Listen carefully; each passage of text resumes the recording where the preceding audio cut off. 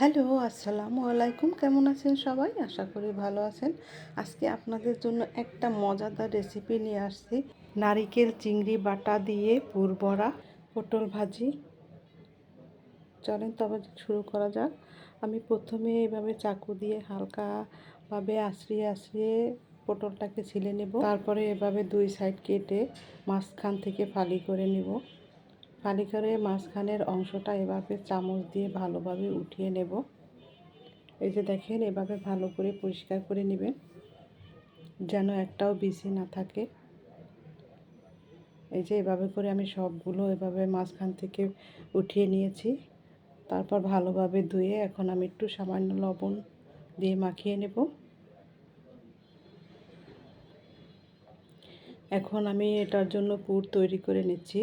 প্রথমে আমি এখানে 250 গ্রাম পরিমাণ চিংড়ি মাছ আমি পাটায় বেটে নিয়েছি, সেগুলো দিয়ে দিচ্ছি। তারপরে দিয়ে দেব হলুদের গুঁড়া, মরিচের গুঁড়া, আর দিয়ে দিচ্ছি এখানে পেঁয়াজ হাফ কাপ পরিমাণ, আর দিয়ে দেব কাঁচামরিচ কুচি, দিয়ে দিচ্ছি একটু নারকেল বাটা, নারকেলটা মিহি করে বেটে নিয়েছি, আর দেব ধনিয়া পাতা কুচি। এখন দিয়ে দেব পরিমাণ মতো লবণ। লবণটা দিয়ে আমি একবারে ভালোভাবে মাখিয়ে নেব। কষলিয়ে কষলিয়ে মাখাতে হবে। এই যে মাখানো আমার শেষ।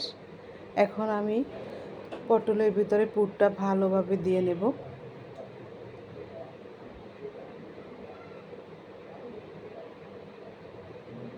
এই যে দেখেন, সুন্দরভাবে একটা দিয়ে দিয়েছি। এভাবে আমি সবগুলো করে এভাবে দিয়ে দেব। এই যে সবগুলো আমার রেডি। এখন আমি এটা তেলে ভাজতে যাব। খুব অল্প সময়, এটা দেখা যায় যে 5 থেকে 10 মিনিটের ভিতরে কিন্তু এটা রেডি হয়ে যায়। এখন এটা যে সাইডে আমি পুর ভরেছি সেই সাইডটা আমি আগে নিচে দিয়েছি। এভাবে করে ভাজলে পুরটা বের হয়ে যাবে না। এভাবে আমি সবগুলো পটল দিয়ে দেব। এখন সবগুলো দিয়ে দিয়েছি। এখন আমি এটা ঢাকনা দিয়ে মিডিয়াম আঁচে এক সাইড ভেজে নেব। এই যে দেখেন, আমার এক সাইড প্রায় হয়ে গেছে। এখন আমি উল্টিয়ে দিচ্ছি। দেখেন কালারটা কত সুন্দর আসছে। এখন এভাবে করে আমি সবগুলো উল্টে দেব। তারপর আবার কিছুক্ষণের জন্য ঢাকনা দিয়ে দেব। 5 থেকে 10 মিনিটের মতো দিলেই হয়ে যাবে। এই যে আমার ওই সাইডও হয়ে গেছে দেখেন।